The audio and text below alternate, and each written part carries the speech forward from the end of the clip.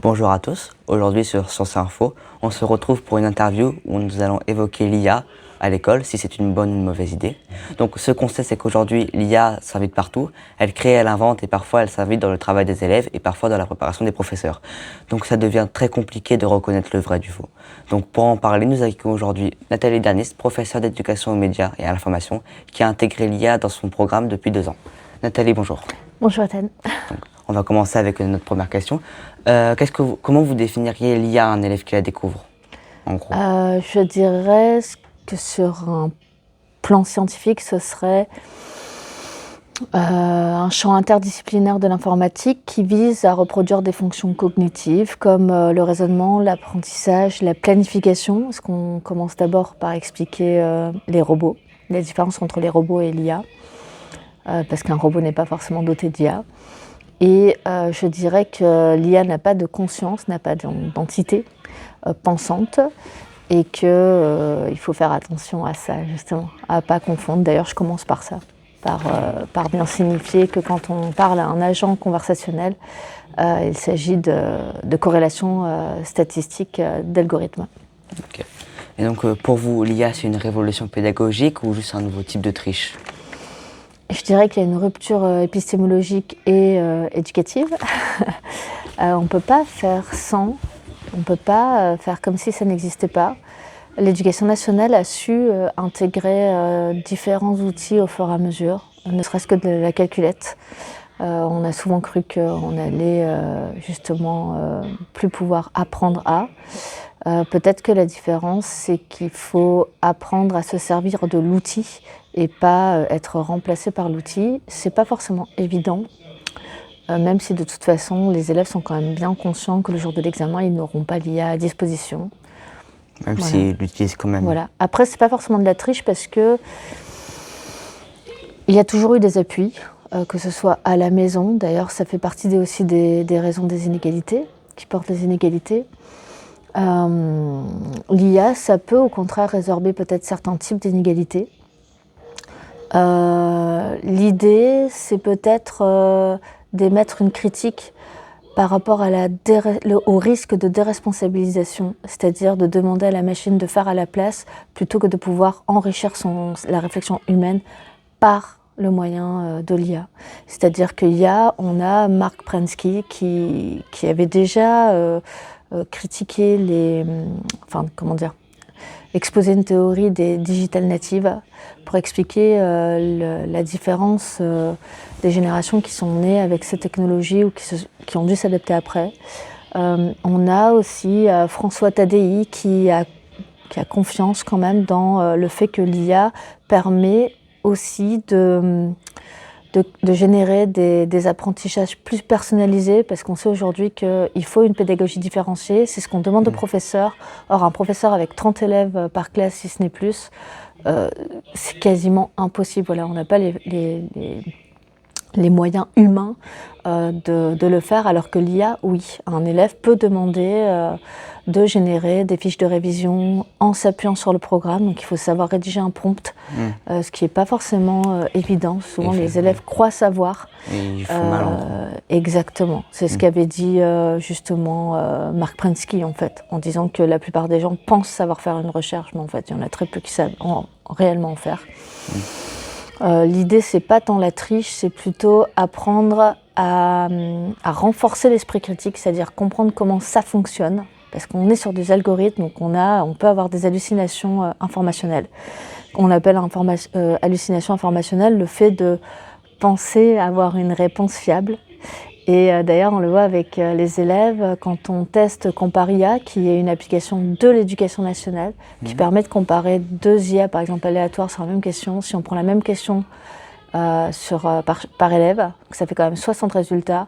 Bon, on a pu constater, par exemple, en posant une question sur le collège de Cassis, qu'il y a une seule IA sur les 60 qui a reconnu que le collège de Cassis s'appelait le collège des Gorguettes et non le collège Jean Jaurès, et qu'il n'était pas situé à La Ciotat, etc. Et quand même, une bonne réponse sur 60, c'est effrayant. Ça met bien en exergue le fait que l'IA, c'est une réponse probabiliste fondée sur des algorithmiques, sur ce qui a... C'est des prédictions, en fait.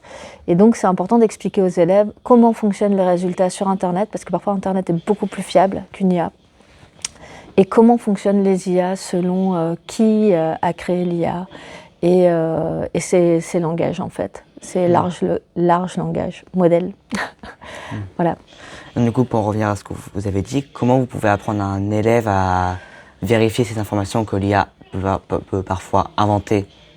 Alors, en fait, c'est ce qu'on nous demande depuis un moment, c'est d'apprendre l'éducation aux médias, c'est ça, apprendre aux élèves à discerner le vrai du faux, à aiguiser leur esprit critique, à comprendre ce qu'est l'esprit critique. On a dans le référentiel DICOM de 2022 21 compétences sur le plan européen qui expliquent comment faire une recherche documentaire. C'est pour ça que c'est important les cours d'éducation aux médias et information.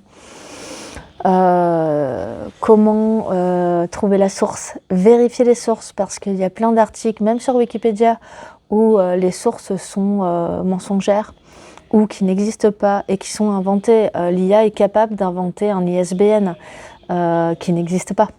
Donc il faut se méfier, ça semble vrai mais ça ne l'est pas.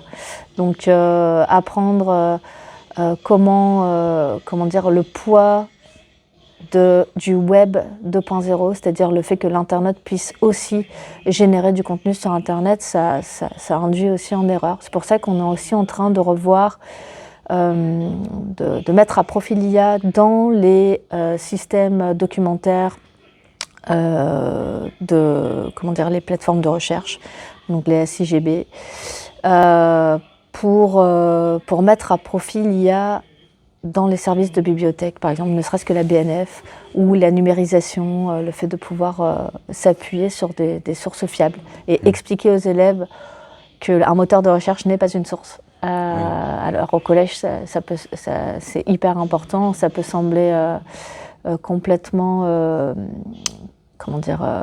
évident, mais en fait ça ne l'est pas. Souvent quand on demande la source à un élève et il répond Google par exemple ou Edge, c'est pas une source. C'est juste un moteur de recherche. Exactement, vérifier la mise à jour d'un site, enfin voilà, il y a plein de choses qui permettent de démontrer aux élèves ou même de l'analyse filmique. On a beaucoup fait ici au collège de l'analyse filmique pour vérifier l'angle de la caméra, qu'est-ce qu'il veut dire, pourquoi on filme avec ce plan-là ou un autre plan. L'analyse filmique, c'est un bon exercice avec les élèves à faire pour voir ce que l'auteur a comme intention de montrer, en fait. Parce que même dans les documentaires, il y a de la scénarisation. Oui, malheureusement, oui. Et du coup, est-ce que vous pensez que l'IA, ça va modifier comment les élèves réfléchissent dans le futur? On le voit déjà, oui. Il y a moins de réflexion, il y a une recherche de la rapidité, on se contente d'une réponse rapide sans vérifier. En fait, c'est tellement plus simple d'avoir une réponse générée en quelques secondes que de rechercher sur Internet. C'est ça le piège en fait de l'IA. C'est de prendre pour acquis tout ce qu'on nous dit sur l'IA. Voilà. Alors qu'en fait, voilà, comme je disais tout à l'heure, c'est vraiment, il y a beaucoup d'hallucinations informationnelles.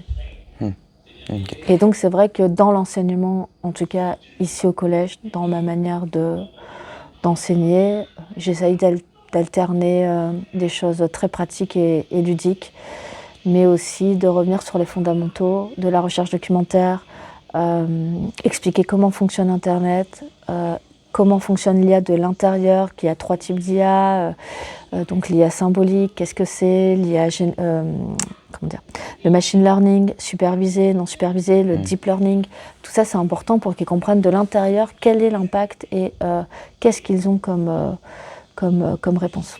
Okay. Et du coup maintenant, est-ce que du coup vous pensez que l'IA va remplacer les professeurs aussi dans le futur ou pas du tout? Non. On sait aujourd'hui par le directeur même de l'OCDE que non, on ne peut pas remplacer les professeurs par de l'IA parce qu'il y a le facteur humain, l'encouragement, la notation d'une copie. On sait qu'elle n'est pas subjective, par contre elle s'adapte. C'est important, on connaît quand même mieux les élèves. l'élève a besoin de contact humain et ça, c'est irremplaçable. Après, dans la pratique des enseignants, c'est vrai qu'on peut se servir de l'IA, il y en a déjà beaucoup qui le font, et c'est encouragé d'ailleurs par l'inspection, de travailler avec. On ne peut pas enseigner avec des modèles d'enseignement plus archaïques, on est obligé de les intégrer. Ça peut être un gain de temps. Il y a actuellement plein d'applications proposées aux enseignants pour corriger les copies. Évidemment, on est sceptique. Évidemment, on n'a pas envie d'être remplacé. Après, peut-être que pour l'instant, elles ne sont pas assez efficaces et elles sont même à éviter parce que on a des moyens de corriger qui ne sont pas les mêmes. En fait, une copie, c'est pas, une copie en dehors d'un examen, elle s'adapte aussi à la progression de l'élève. Et la progression, elle est personnalisée, différenciée. Et peut-être qu'un élève qui a des difficultés scolaires, on peut mettre en avant les progrès qui ont été faits au-delà du simple résultat factuel. Ok, d'accord. Et du coup, est-ce que vous avez un conseil à donner aux élèves, peut-être qu'il y a des élèves qui nous écoutent en ce moment, pour ceux qui utilisent l'IA? Alors, le conseil que je donnerais au sein de l'école, pour faire ses devoirs par exemple, il y a des choses qui sont super bien faites, qui sont extraordinaires. On peut, il faut juste s'assurer de penser dans le prompt, de bien rédiger un prompt. Et c'est aussi ce qu'on fait avec les élèves, c'est quelles sont les étapes à respecter pour bien rédiger un prompt. Et dans les prompts que vous formulez, il faut apprendre à bien évaluer en fait tous les contours de la question et à s'appuyer justement sur les sources. C'est-à-dire que quand vous demandez à l'IA de générer des fiches de révision de vos cours ou pour votre brevet ou même pour le bac, en fait il faut lui donner par exemple le lien des programmes scolaires. Ce qu'on trouve sur EduScol, tout est sur EduScol. EduScol, c'est la boîte de l'éducation nationale que trop peu d'élèves utilisent, que trop peu de parents consultent et que trop peu de profs aussi consultent, ça arrive. Nous, on le connaît, mais c'est vrai que c'est un site qui est très développé. On a aussi des sites académiques qui sont des ressources absolument fondamentales et très intéressantes. D'ailleurs, dans les Bouches-du-Rhône, il me semble que c'est celles qui sont le plus consultées. Voilà, s'appuyer sur les références et pas simplement sur un cours donné par un prof ou sur simplement un intitulé, parce que généralement quand vous demandez à l'IA de faire par exemple un devoir à votre place, si vous n'allez pas chercher les points fondamentaux, l'IA se base sur des choses qui existent déjà, donc des copies d'élèves, et en général ça ne vous assure pas du tout une bonne note. Donc ça, ce serait mentir. Et puis le prof sait quand ça a été rédigé par l'IA, ça se voit en fait. On a trop l'habitude de corriger, on sait quand l'IA a été utilisée. Peut-être parce que d'abord c'est pas votre vocabulaire, même s'il s'adapte à un certain niveau, ça remplace pas. Il y a des manières d'expression, il y a des mots, on sait que vous les utilisez ou pas, on sait que vous les maîtrisez ou pas, et en fait pour nous ça constitue une perte de temps, une perte de temps monumentale, et voire on peut se sentir aussi malmené et pas respecté parce que c'est du temps qu'on vous accorde. Et en fait, tricher, ça ne sert à rien, ça peut vous aider. Peut-être qu'il faudrait d'abord faire un travail. Il ne faut pas que l'IA pense à votre place en fait, parce que votre part d'imagination, c'est ce que je dis aux élèves d'ailleurs en 6e, on part de là. L'imagination, c'est peut-être ce qu'on ne peut pas nous enlever à nous, êtres humains. Ok, on va moins vite. On peut générer, par exemple, pour copier une copie double, ça va vous prendre du temps, alors que l'IA, ça va lui prendre quelques secondes. Mais votre imagination et votre créativité, elle ne peut pas être remplacée par l'IA. On peut avoir le sentiment, parfois, pour certains élèves que l'IA génère un joli texte, un joli slam, un joli poème que vous allez demander à faire à la place d'eux en énonçant la consigne. Si vous renoncez, vous vous déresponsabilisez et puis vous vous mettez en position d'esclavage dans une société assez proche. Ok. Est-ce que pour vous, l'utilisation de l'IA à l'école en général, c'est plus une bonne idée qu'une mauvaise idée? Je pense qu'il vaut mieux accompagner les élèves à apprendre à faire avec plutôt que de les laisser seuls avec l'IA. Il y a une éducation à faire pour aiguiser l'esprit critique, pour savoir comment ça fonctionne. Parce que il y a plein d'outils technologiques où on n'a pas nécessairement besoin de savoir comment un appareil fonctionne de l'intérieur. L'IA, je crois que c'est quand même fondamental de savoir à peu près comment ça fonctionne pour ne pas se laisser berner.